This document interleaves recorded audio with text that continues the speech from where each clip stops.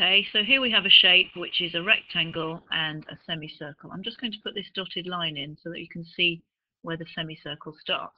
So to work out the area of the shape, we're going to do the area of the semicircle plus the area of the rectangle. And it does help here if you write down and remember what it is that you're doing.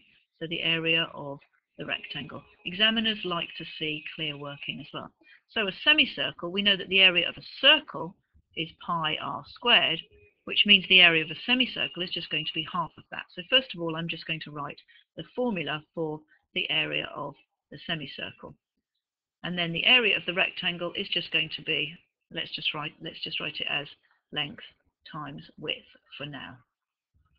Okay, if we just keep going, then let's just substitute in the information that we've got. So for the semicircle, we're going to do half multiplied by pi. The radius of the semicircle is 2.7, so I'm going to multiply by 2.7 squared.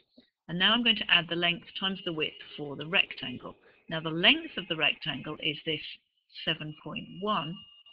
The width, though, is actually going to be twice the radius. In other words, the diameter. So here we have the diameter of the semicircle, so that's 2 lots of 2.7, and 2 times 2.7 is 5.4. So the width there of the rectangle is 5.4.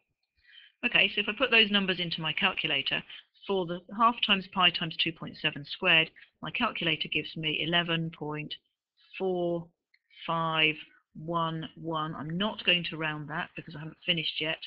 And if we multiply these two together, that comes out as exactly 38.34. So adding together those numbers, so you keep this number on the screen of your calculator, add the 38.34, that comes out as 49.7911 ... It's always a good idea to do an accurate answer first, just in case you round incorrectly. Now I'm going to round to 3 significant figures, so I'm going to cut off after the 7, not forgetting to round the 7 up to an 8, so it comes out as 49.8 centimeters squared.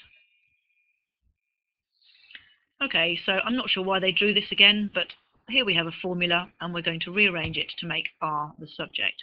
First thing I'm going to do is I'm going to collect everything containing r on one side and get rid of everything else. So in fact, the first thing I'm just going to do is subtract that 2l.